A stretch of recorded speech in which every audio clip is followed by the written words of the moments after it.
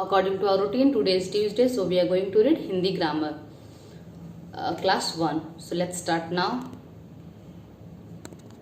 For class 1, so let's start now. तो today's topic का शब्द और वाक्य. हमारा आज का टॉपिक क्या है? शब्द और वाक्य. So let's start begin. वर्णों को मिलाकर शब्द बनाया जाता है. वर्णों को मिलाकर शब्द बनाया जाता है. शब्द विशेष वर्णों के सार्थक योग से शब्द बनते हैं. शब्दों से ही भाषा को बल मिलता है. ठीक है. प्रत्येक शब्द का कोई ना कोई अर्थ अवश्य होता है. आइए क म और ल का संयोग शब्दों के रूप में करें. जैसे क प्लस म प्लस ल इक्वल टू कमल. क प्लस ल प्लस म कलम. ल प्लस म प्लस क क्या बना? कुछ नहीं बना. क म ल से कमल बन गया. क प्लस ल प्लस म से कलम बन गया. लेकिन ल प्लस म प्लस क लमक से क्या बना? कुछ शब्द अर्थ नहीं निकला इस शब्द का. तो ये हमारा शब्द बिना अर्थ का है. कमल एक फूल का नाम है. कलम लिखने की वस्तु है. परंतु लमक को पढ़कर कोई भी चित्र हमारे दिमाग में नहीं आता क्योंकि इसका कोई अर्थ नहीं है, इसलिए यह शब्द नहीं है. ठीक है. इसलिए लमक को हम शब्द नहीं मानेंगे. शब्द बनाने के लिए सही वर्णों का सही जगह रखना बहुत आवश्यक है. मात्रा वाले शब्दों को ध्यान से सही मात्रा लगानी चाहिए. वर्णों का ऐसा मेल जिसका कोई अर्थ अवश्य हो उसे क्या कहते हैं? उसे शब्द कहते हैं. शब्द का डेफिनेशन क्या है? वर्णों का ऐसा मेल जिसका कोई अर्थ अवश्य हो उसे शब्द कहते हैं. अब शब्द दो प्रकार के होते हैं, सार्थक शब्द और निरर्थक शब्द. शब्द कितने प्रकार के हैं? दो. कौन से? सार्थक शब्द और निरर्थक शब्द, यानी मीनिंगफुल वर्ड और मीनिंगलेस वर्ड.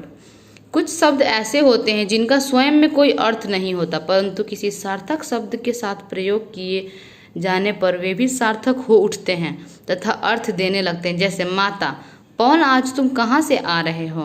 पुत्र, मम्मी आज मैं अपने मित्र के यहाँ आ रहा हूँ. माता, क्या तुमने वहाँ चाय वाय पी? पुत्र, जी मम्मी.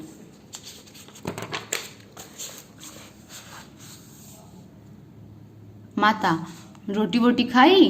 पुत्र, जी मम्मी. माता, क्या अब किताब विताब पढ़ोगे? पढ़िए. चाय वाय, रोटी वोटी, किताब विताब. चाय का मतलब तो हमारे दिमाग में आ रहा है चाय. रोटी मतलब कि रोटी का पिक्चर भी हमारे दिमाग में आ रहा है. किताब का भी पिक्चर हमारे दिमाग में आ रहा है. पर विताब क्या है? वोटी क्या है? वाय क्या है ना? ये प्रश्न तो उठता है हमारे दिमाग में कि ये क्या है. कुछ अन्य, चाय तो पेय पदार्थ है पर वाय क्या है? भूख लगने पर रोटी खाई जाती है पर वोटी क्या है?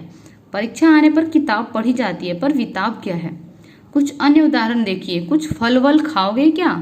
गर्मी बहुत है, कुछ पंखा वंखा है क्या? क्यों, ठीक ठाक हो ना? क्या खाना वाना खाया जाए?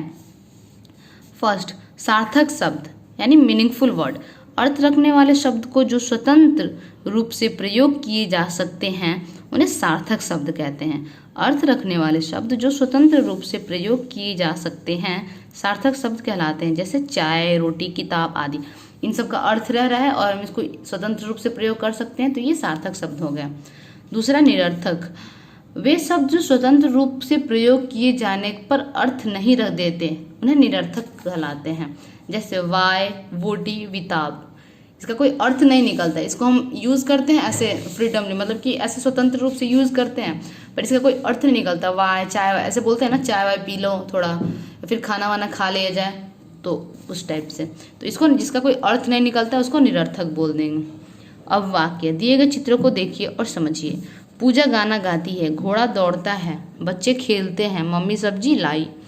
दो या दो से अधिक शब्दों के मेल से वाक्य बनता है. वाक्य का डेफिनेशन, दो या दो से अधिक शब्दों से वाक्य बनता है मेल से. यह भाषा की सार्थक इकाई होती है. वाक्य क्या होती है? भाषा की सार्थक इकाई होती है. वाक्य का कोई अर्थ अवश्य होता है. मान लीजिए अगर ये बनता कि घोड़ा दौड़ता है, अगर इसका कोई अर्थ शब्द सही नहीं रहेगा हमारा तो वाक्य कैसे बनेगा? और कोई भी वाक्य का अर्थ जरूर होता है. अगर हम बोल रहे कि घोड़ा दौड़ता है यानी घोड़ा दौड़ रहा है या फिर घोड़ा दौड़ता है, तभी हम उसको बोल रहे हैं कि घोड़ा दौड़ता है, तो वाक्य का कोई ना कोई अर्थ अवश्य होता है. शब्दों के जिस समूह से पूरी बात समझ में आ जाए उसे वाक्य कहते हैं। यदि शब्दों के मेल का कोई अर्थ न हो तो उसे वाक्य नहीं कह सकते हैं। जैसे आया में मोहन घर, इसका कोई अर्थ मेल है? शब्दों का मेल ही नहीं है। ये रहता अगर कि मोहन घर आया तो वो शब्द होता, शब्दों का मेल है, लाइन सीक्वेंस वाइज है, तो उसको हम वाक्य बोल सकते थे। पर आया में मोहन घर ये कोई शब्दों का मेल नहीं है, इसलिए इसको हम वाक्य नहीं बोलेंगे, ये कोई वाक्य नहीं है।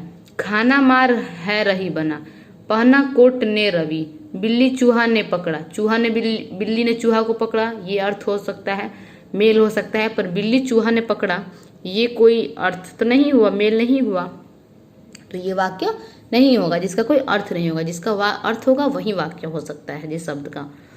उपयुक्त शब्द समूहों से बात समझ में नहीं आ रही, इसलिए ये वाक्य नहीं कहे जा सकते। इन्हें इस प्रकार लिखा जाना चाहिए। मोहन घर में आया, रवि ने कोट पहना, माँ खाना बना रही है, बिल्ली ने चूहा पकड़ा। ठीक है, तो इसका जब अर्थ निकल रहा है तो ये वाक्य हो गया। ठीक है, ये रहा हमारा शब्द और वाक्य का डेफिनेशन। ये रहा आपका बुक वर्क।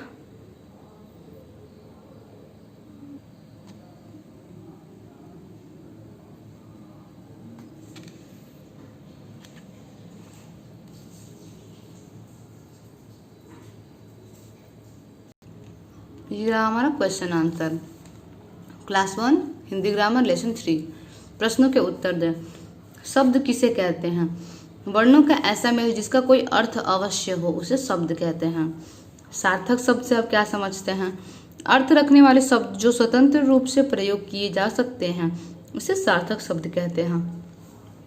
वाक्य किसे कहा जाता है? शब्दों के जिस समूह से पूरी बात समझ में आ जाए उसे वाक्य कहते हैं। किन किन शब्द समूहों को वाक्य नहीं कहा जा सकता? जिन शब्द समूहों का कोई अर्थ न हो उसे वाक्य नहीं कहा जा सकता। जैसे आया में मोहन घर। शब्द और वाक्य में अंतर स्पष्ट कीजिए। वर्णों के मेल से शब्द बनते हैं और दो या दो से अधिक शब्दों के मेल से वाक्य बनते हैं। 5 निरर्थक शब्द लिखिए। वाय, वोटी, विताब, वाना, वंखा। ठीक है, जैसे बोलते हैं चाय वाय, रोटी वोटी, किताब विताब, खाना वाना, पंखा पंखा। So that's it. ये रहा आपका क्वेश्चन आंसर। आप लोग इसको लिख लीजिए और फिर कंप्लीट कर लीजिए और इसको लर्न भी कीजिए। Thank you.